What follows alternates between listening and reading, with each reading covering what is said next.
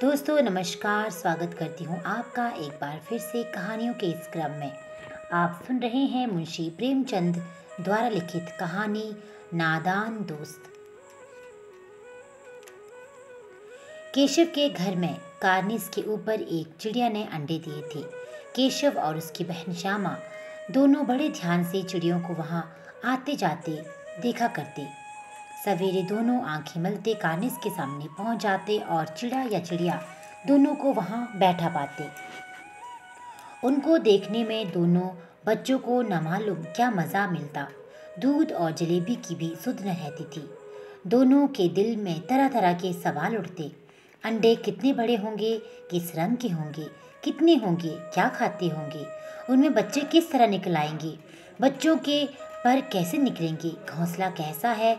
लेकिन इन बातों का जवाब देने वाला कोई नहीं।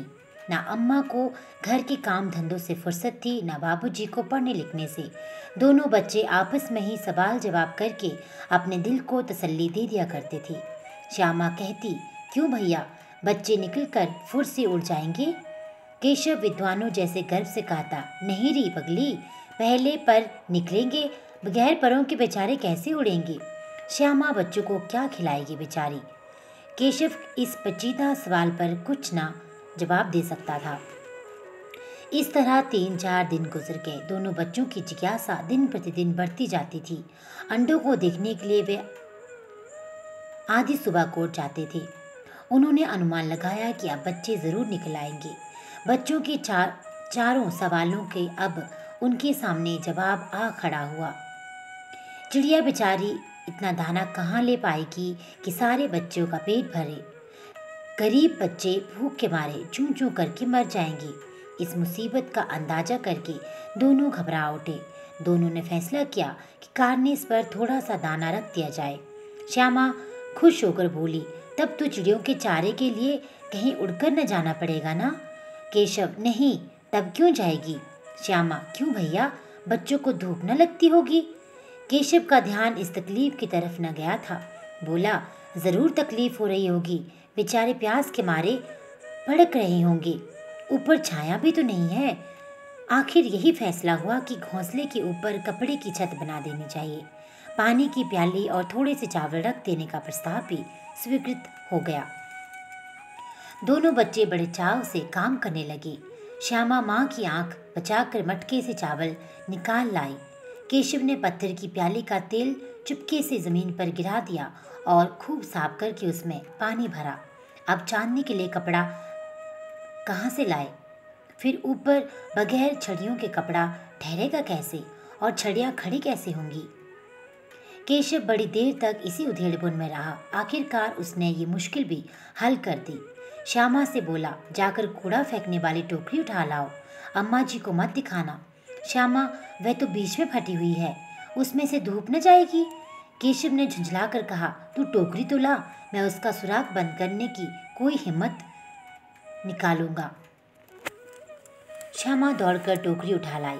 केशव ने उसके सुराख को थोड़ा सा कागज ठूंस दिया और तब टोकरी को एक टहनी से लटका कर बोला, देख, ऐसे ही घोंसले पर इसकी आड़ दूंगा, तब कैसे धूप जाएगी। श्यामा ने दिल में सोचा, भैया कितने चालाक हैं। गर्मी के दिन थे, बाबूजी दफ्तर गए हुए थे। अम्मा दोनों बच्चों को कमरे में सुलाकर खुद सो गई थी, लेकिन बच्चों की आंखों में आज नींद कहाँ। अम्मा जी को बहकाने के लिए दोनों दम रोके आंखें बंद किए मौके का इंतजार कर रहे थे। ज्यों ही मालूम हुआ कि अम्मा जी अच्छी तरह से सो गई हैं, दोनों चुपके से उठे और बहुत धीरे से दरवाजे की चिटकनी खोलकर बाहर निकल आए। अंडों की हिफाजत करने की तैयारी होने लगी। केशव कमरे में से एक स्टूल उठा लाया, लेकिन जब उसके काम न चला तो नहाने की चौकी लाकर स्टूल के नीचे रखी और डरते डरते स्टूल पर चढ़ा। श्यामा दोनों हाथों से स्टूल पकड़ी हुई थी। स्टूल के चारों टांगे बराबर न होने के कारण जिस तरफ ज्यादा दबाव पाता था, जरा सा हिल जाता था। उस वक्त केशव को इतनी तकलीफ उठानी पड़ती थी, ये उसी का दिल जानता था। दोनों हाथों से कार्निस पकड़ लेता और श्यामा को दबी आवाज से डांटता, अच्छी तरह पकड़, वरना उतर कर मारूंगा। मगर बेचारी श्यामा का दिल तो उस कार्निस पर था। बार बार उसका ध्यान उधर चला जाता था और हाथ ढीले पड़ जाते। केशव ने ज्यों ही कार्निस का हाथ रखा, दोनों चिड़िया उड़ गई। केशव ने देखा कार्निस पर थोड़े से तिनके बिछे हुए हैं और उस पर 3 अंडे पड़े हैं। जैसे घोंसले उसने पेड़ों पर देखे थे, वैसा कोई घोंसला नहीं है। श्यामा ने नीचे से पूछा, क्या बच्चे हैं भैया? केशव, 3 अंडे हैं, अभी बच्चे नहीं निकले। श्यामा, जरा हमें दिखा दो भैया, कितने बड़े हैं? केशव, दिखा दूंगा, पहले जरा चिथड़े ले आ, नीचे बिछा दूं, बेचारे अंडे तिनके पर पड़े हैं। श्यामा दौड़कर अपनी पुरानी धोती फाड़कर एक टुकड़ा लाई। केशव ने झुककर कपड़ा ले लिया। उसके कई तरह के तह करके उसने एक गद्दी बनाई और उसे तिनकों पर बिछाकर तीनों अंडे उस पर धीरे से रख दिए। श्यामा ने फिर कहा, हमको भी दिखा दो भैया। केशव, दिखा दूंगा, पहले जरा वे टोकरी दे दो, ऊपर छाया कर दो। श्यामा ने टोकरी नीचे थमा दी और बोली, अब तुम उतर आओ, मैं तो देखूं। केशव ने टोकरी को एक टहनी से टिका कर कहा, जा दाना और पानी की प्याली ले आ, मैं उतर आऊं तो दिखा दूंगा। श्यामा पानी और चावल भी लाई। केशव ने टोकरी के नीचे दोनों चीजें रख दी और आहिस्ता से उतर आया। श्यामा ने गिड़गिड़ा कर कहा, अब हमको भी चढ़ा दो भैया। केशव, तो गिर पड़ेगी। श्यामा, न गिरूंगी भैया, तुम नीचे से पकड़ के रहना। केशव, न भैया, कहीं तो गिरा पड़ी तो अम्मा जी मेरी चटनी ही कर डालेगी, कहेगी कि तूने ही चढ़ाया था। क्या करेगी देखकर। अब अंडे बड़े आराम से हैं, जब बच्चे निकलेंगे तो उनको पालेंगे। दोनों चिड़िया बार बार कार्निस पर आती थी और बगैर बैठे ही उड़ जाती थी। केशव ने सोचा, हम लोगों के डर के मारे नहीं बैठती। स्टूल उठाकर कमरे में रखाया, चौकी जहाँ थी वहाँ रख दी। श्यामा ने आंखों में आंसू भरकर कहा, तुमने मुझे नहीं दिखाया, मैं अम्मा जी से कह दूंगी। केशव, अम्मा जी से कहोगी तो मैं तुम्हें मारूंगा, कह देता हूँ। श्यामा, तो तुमने मुझे दिखाया क्यों नहीं? केशव, और गिर पड़ती तो 4 सर न हो जाते? श्यामा, हो जाते, देख लेना, मैं कह दूंगी। इतने में कोठरी का दरवाजा खुला और माँ ने धूप से आंखों को बचाते हुए कहा, तुम दोनों बाहर कब निकल आए? मैंने कहा था ना कि दोपहर को बाहर न निकलना। किसने किवाड़ खोला? किवाड़ केशव ने खोला था, लेकिन श्यामा न माँ से ये बात नहीं कही। उसे डर लगा कि भैया पिट जाएंगे। केशव दिल में कांप रहा था कि कहीं श्यामा कह न दे, अंडे न दिखाई दे। इसे अब उसको श्यामा पर विश्वास न था। श्यामा सिर्फ मोहब्बत के मारे चुप थी या इस कसूर के हिस्सेदार होने की वजह से, इसका फैसला नहीं किया जा सकता। शायद दोनों ही बातें थी। माँ ने दोनों को डांट टपट कर फिर से कमरे में बंद कर दिया और आप धीरे धीरे उन्हें पंखा झलने लगी। अभी से 2 बजे थे, बाहर तेज लू चल रही थी। अब दोनों बच्चों को नींद आ गई थी। 4 बजे यकयक श्यामा की नींद खुली, किवाड़ खुले थे। मैं दौड़ी हुई कार्निस के पास आई और ऊपर की तरफ ताकने लगी। टोकरी का पता न था। संयोग से उसकी नज़र नीचे गई। वह उल्टे पांव दौड़ती हुई कमरे में जाकर बोली, भैया अंडे तो नीचे पड़े हैं, बच्चे उड़ गए। केशव घबरा कर उठा और दौड़ता हुआ बाहर आया तो क्या देखता है कि तीनों अंडे नीचे टूटे पड़े हैं और उनसे